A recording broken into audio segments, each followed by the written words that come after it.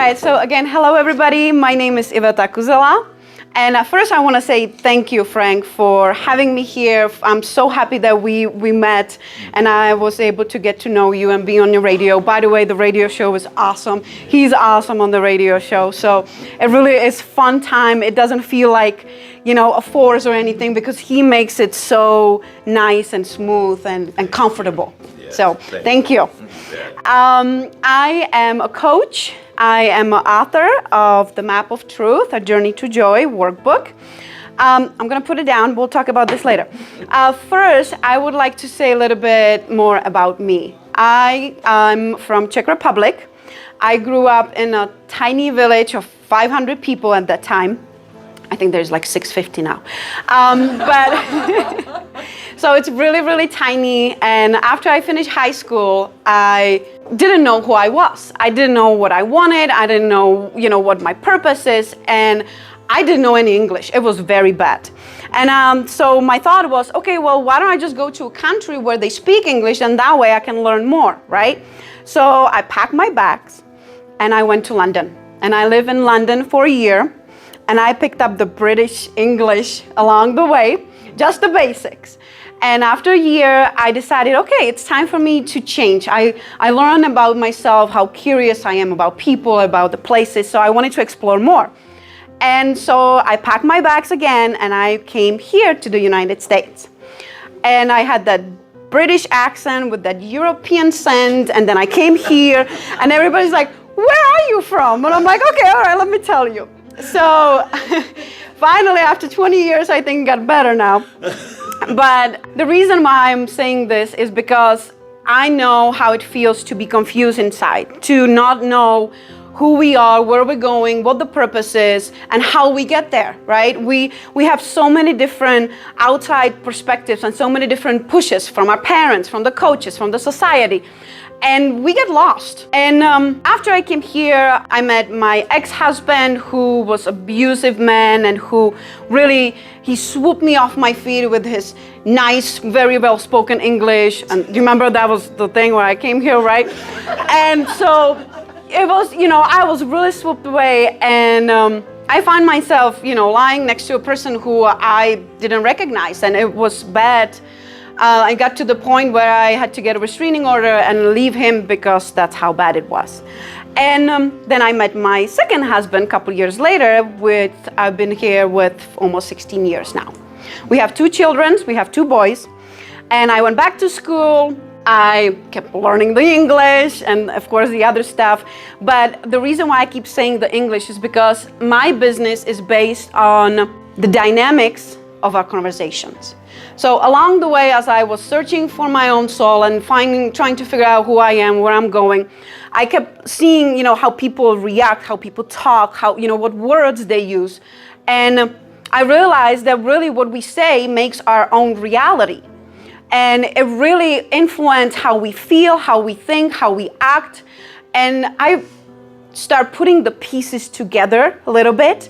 Like this is, you are very good at understanding how the conversation, what happens in the conversations, where it leads you. And it brought me to my first business. Well, unfortunately, I was unexperienced. Even though I was in a corporate background, I was unexperienced and I kept jumping from one thing to another, hoping that the things would stick, right? So you're like, this is my audience and I'm gonna try it with this audience. And then nothing happened. So I'm like, okay, let me just try this audience. Maybe this will happen here. And I kept, listening and following all those people online, right? Trying to do the right thing because I was driven to help people. I want to help people. That's my soul. I want to help people. And the more I tried, the more confused it got. And after a year, I got clients here and there, but it wasn't that the vision that I had. It wasn't that, what I wanted for myself, for the people. And I lost myself again.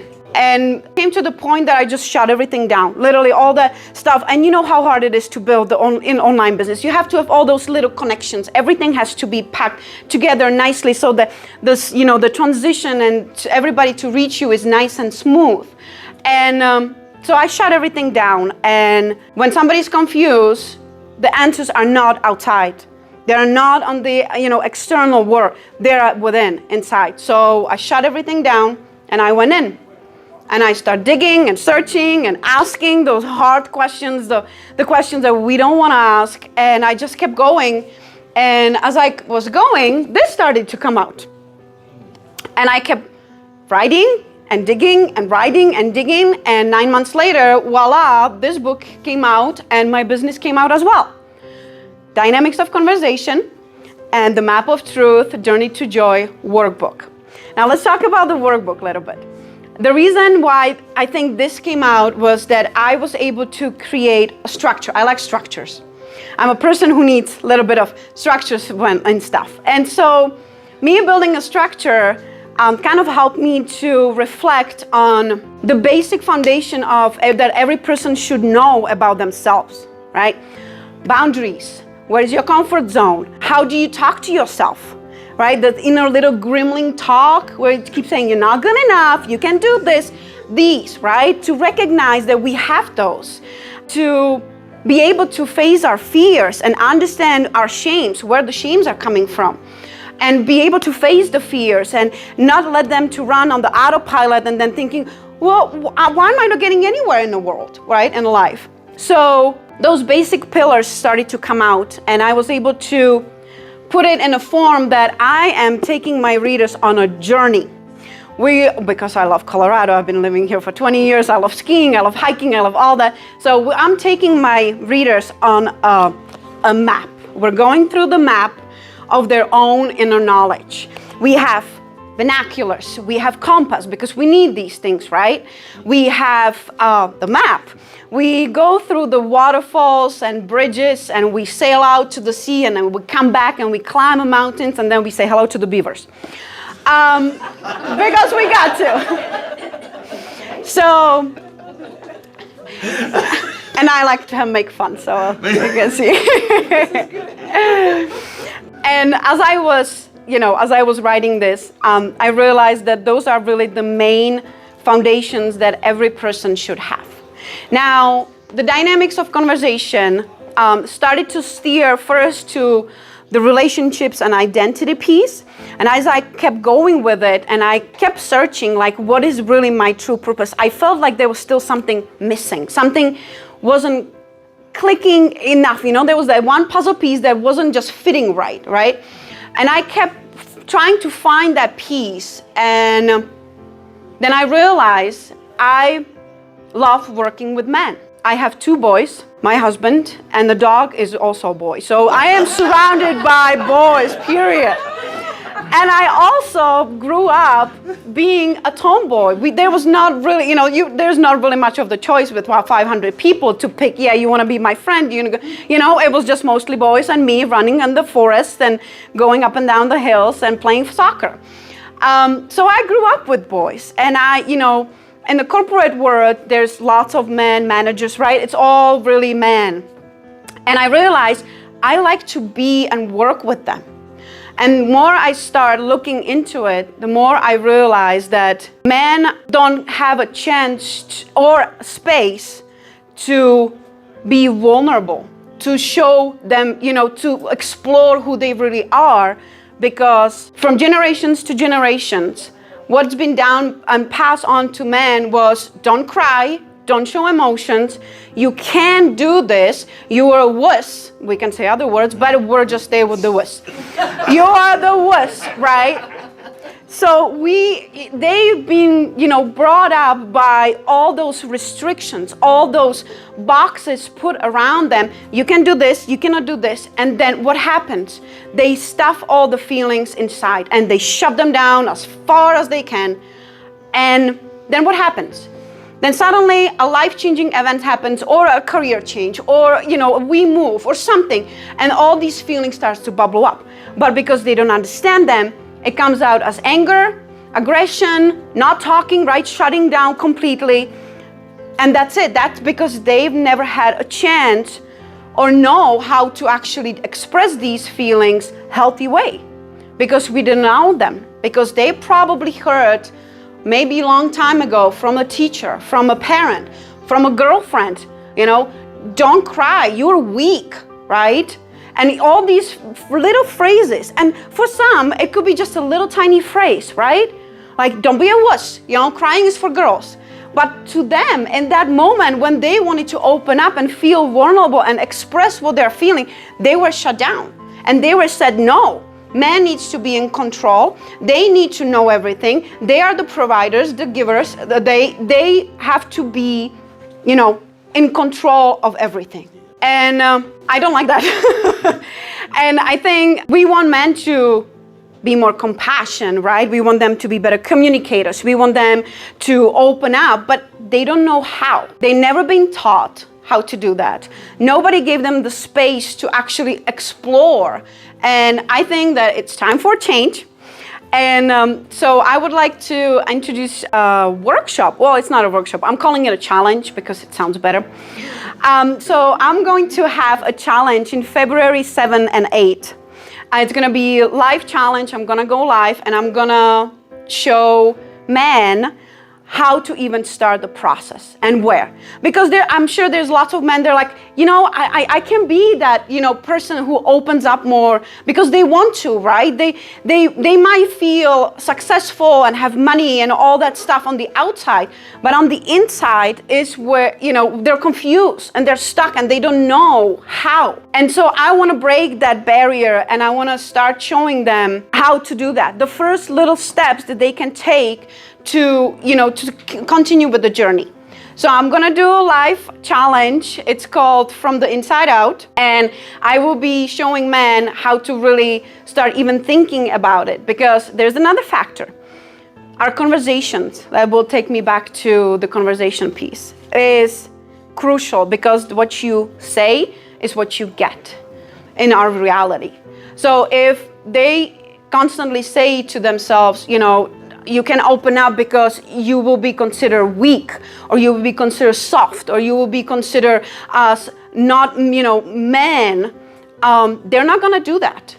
So we need to start the shift in that language, in their mind, and give them the space to actually explore who it is that they want to be, right?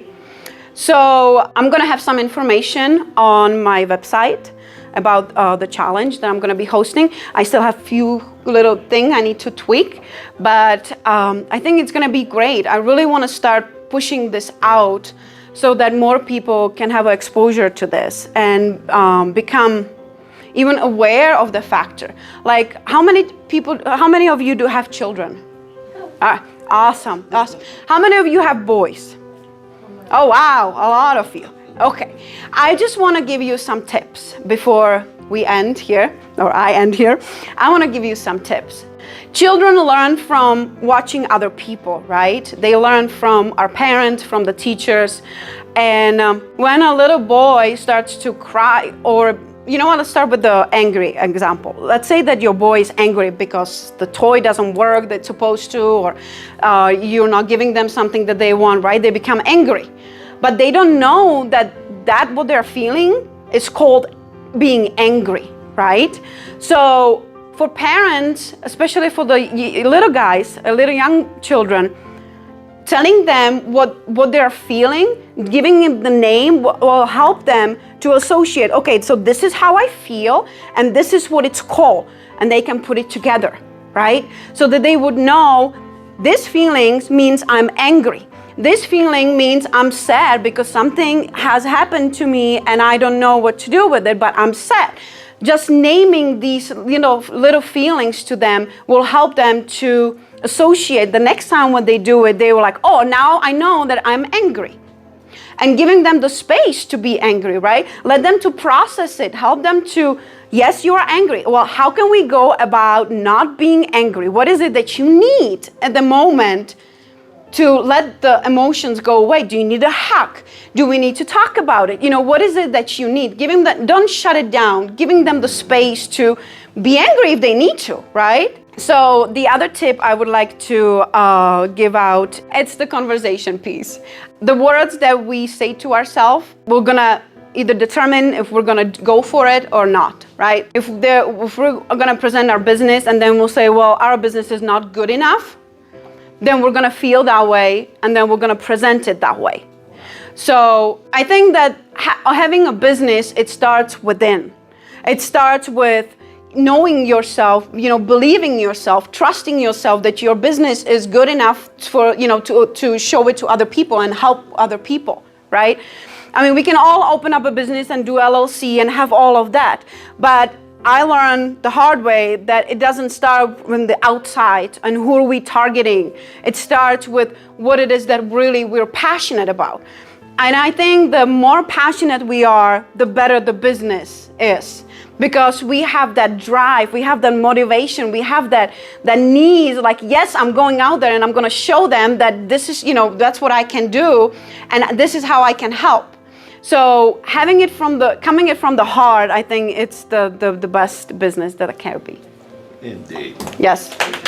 Thank you. Thank you. Thank you. Yeah, good job. Good job.